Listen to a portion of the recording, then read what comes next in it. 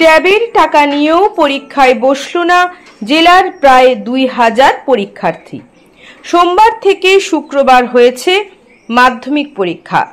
তরুণের স্বপ্ন প্রকল্পের মাধ্যমে 10,000 করে ট্যাবের টাকা পাওয়ার পরেও জেলায় প্রায় 2000 পরীক্ষার্থী বসল না উচ্চ মাধ্যমিক পরীক্ষায়।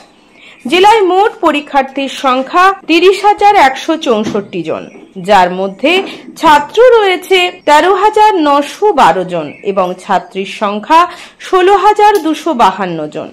মোট পরীক্ষা কেন্দ্রের সংখ্যা 71। জেলা শিক্ষা দপ্তরের তথ্য অনুযায়ী তরুণের স্বপ্ন প্রকল্পের মাধ্যমে এই জেলায় ট্যাব কেনার টাকা পেয়েছে উচ্চ মাধ্যমিকের 32,248 জন ছাত্রছাত্রী। রেজিস্ট্রেশনের পর তরুণের স্বপ্ন প্রকল্পের মাধ্যমে তাদের মাথা পিছু 10,000 টাকা করে দেওয়া হয়েছিল। তারপরেও প্রায় 2,000 ছাত্রছাত্রী পরীক্ষা দিতে বসল না। যদিও এ বিষয়ে খোঁজ নিতে গিয়ে জানা যায়, বেশ কিছু ছাত্রের পরিবারে আর্থিক অনটন থাকার কারণে ভিন রাজ্যে কাজের জন্য পাড়ি দিয়েছে।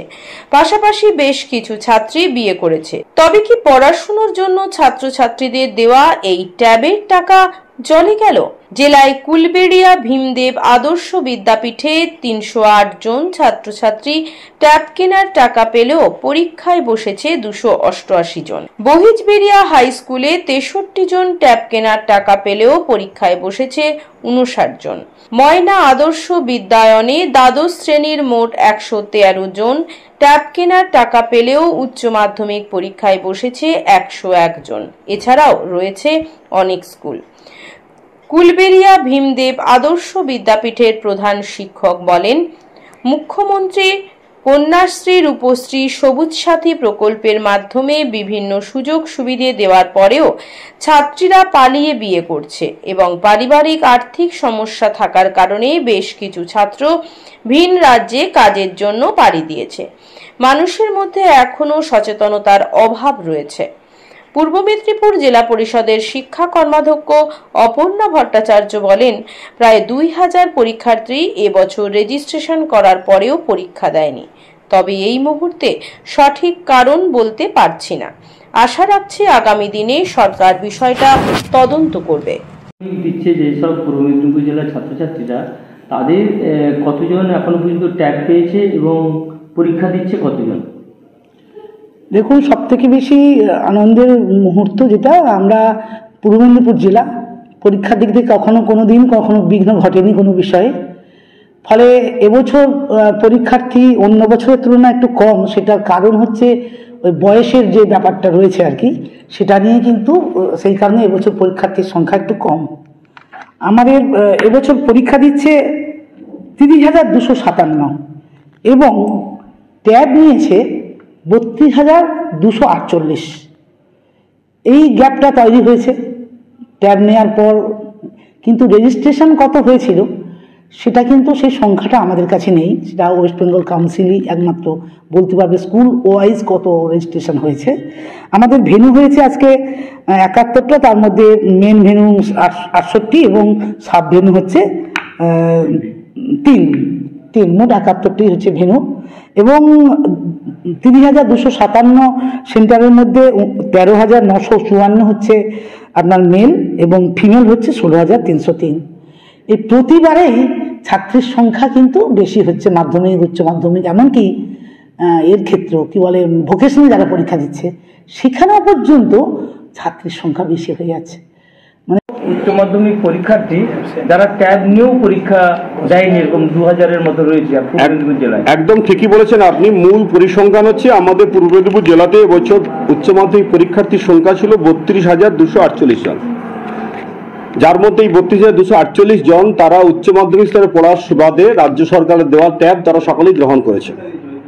কিন্তু পরীক্ষা দিতে গিয়ে আজকে আমরা পরিসংখ্যান তৈরি করতে সক্ষম হয়েছি, তাতে করে সমস্ত পরিসংখ্যান যা দাঁড়িয়েছে ছাত্রের সংখ্যা 30,257 জন আজকে উপস্থিত হয়েছেন, অর্থাৎ পরীক্ষা দিয়েছেন। তাতে দেখা যাচ্ছে যত সংখ্যক ছাত্র সংখ্যা পুরো পরীক্ষায় অংশগ্রহণ করেনি তার পরিমাণটা কত না 1,991 জন, অর্থাৎ প্রায় 2,000 ছাত্রছাত্রী পরীক্ষায় তারা বসেননি। এর দুটো স্পেসিফিক কারণ। একটি কারণ হচ্ছে ছাত্রছাত্রীরা তারা পড়তে আগ্রহী নয়, তারা অনাগ্রহী। তার কারণ তারা সকলেই অনুভব করেছেন এই রাজ্যে পড়াশোনা করে ভবিষ্যৎ কেউ অন্ধকার করতে চান না। কারণ গরিব বাবা মায়েরা তারা তাদের ছেলে মেয়েদেরকে কষ্টার্জিত পয়সা দিয়ে তাদের পরিশ্রম করে তাদেরকে উপযুক্ত মানুষ তৈরি করবেন। তারপরে তাদের সকলেরই লক্ষ্য ছেলেরা বড় হয়ে তারা চাকরি পাবেন, চাকরির জন্য চাকরি পরীক্ষায় তারা বসবেন। কিন্তু সেখানে দেখা গেছে যে চায়ের দোকান থেকে, ভুসিমাল দোকান থেকে, সেলুন দোকান থেকে চাকরি এখানে বিক্রি হয়েছে। বলছি, এবারে উচ্চ মাধ্যমিক পরীক্ষার্থী যারা রয়েছে দেখা যাচ্ছে যে প্রায় 32,000-এর মতো ট্যাব পেয়েছিল রাজ্য সরকারের তরফ থেকে, কিন্তু এবারে উচ্চ মাধ্যমিক পরীক্ষার্থী প্রায় 30,000-এর উপর দিয়েছে। সেক্ষেত্রে দেখা যাচ্ছে প্রায় 2,000 ট্যাব নিয়েছে, এরকম কিন্তু পরীক্ষায় বসেনি। কি বলবেন, আপনাদের স্কুলে কতজন রয়েছে? আমাদের স্কুলের মোট 308 জন ছিল, তার মধ্যে বেশ কয়েকজন পরীক্ষা দেয়নি এবং আমরা খোঁজ নিয়ে জানলাম বেশ কিছু মেয়ের বিয়ে হয়ে গেছে আর কয়েকজন ছেলে তারা ভিন রাজ্যে কাজে চলে গেছে। কিন্তু তারা ট্যাব নিয়েছিল? তারা ট্যাব নিয়েছে। এই পরিসংখ্যান প্রায় 2,000-এর মতো। কি বলবেন, কেন এরকম হচ্ছে? এর মূল কারণ আমার যা মনে হয়েছে যে পাবলিক সচেতনতা দরকার এবং আর্থিক দুরবস্থার জন্য তারা এই পথ বেছে নিচ্ছে। আর মেয়েদের ক্ষেত্রে আজকে মানবিক মুখ্যমন্ত্রী উনি কন্যাশ্রীর আয়োজন করেছে, সবুজ সাথী দিচ্ছে, রূপশ্রী দিচ্ছে। তা সত্ত্বেও এই মেয়েরা যে অল্প বয়সে বিয়ে হয়ে পড়াশোনা ছেড়ে দিয়ে সংসার জীবনে প্রবেশ করে যাচ্ছে, এর মূল কারণ হচ্ছে সচেতনতার অভাব। আপনার স্কুলে মোট কতজন পরীক্ষা দেয়? আমাদের স্কুল থেকে 11-12 মিলিয়ে প্রায় 20 জনের মতো পরীক্ষা দেয়নি। কিন্তু দেখা যাচ্ছে জেলা প্রশাসন বারে বারে তো মানুষকে সচেতন করছে। পূর্ব মেদিনীপুর জেলা শিক্ষার হারে অনেকটাই এগিয়ে, সেক্ষেত্রে কেন এরকম হচ্ছে? আমাদের পূর্ব মেদিনীপুর জেলার লোকসংখ্যাটাও অনেক, শিক্ষার হারও অনেক, তার মধ্যেও অনেক দুর্বল পরিবার আছে, আর্থিকভাবে পিছিয়ে পড়া পরিবার আছে, এসসি কাস্ট আছে এবং মাইনরিটি কাস্ট আছে। আর এই যে কোনো অনুষ্ঠানে রনপা, কার্টুন, আদিবাসী নৃত্য, ছৌ নাচ, গলফা নাচ, মিলিটারি ব্যান্ড, ঢাক, বেঞ্জো পার্টি, বাউল, খোল, পাঞ্জাবি নাচ, জাগলিং, মহিলা ব্যান্ড ও মহিলা ঢাক ইত্যাদি পাওয়ার জন্য আজই যোগাযোগ করুন গুরুপদমণি, মাধবচক, ময়না, পূর্ব মেদিনীপুর। ময়নায় পূর্ব দক্ষিণ ময়নার দেশকালী মায়ের পুজো কমিটির পরিচালনায় শুরু হতে চলেছে 112তম বর্ষের শ্রী শ্রী রক্ষাকালী মায়ের পুজো ও মেলা। শুরু 27শে ফেব্রুয়ারি, সমাপ্ত 9ই মার্চ। 27শে ফেব্রুয়ারি অর্থাৎ 14ই ফাল্গুন মায়ের পুজো এবং কয়েকদিন ব্যাপী অনুষ্ঠানে উপস্থিত হওয়ার জন্য এবং মন্দির নির্মাণের সাহায্যের জন্য সবাইকে জানাই সাদর আমন্ত্রণ।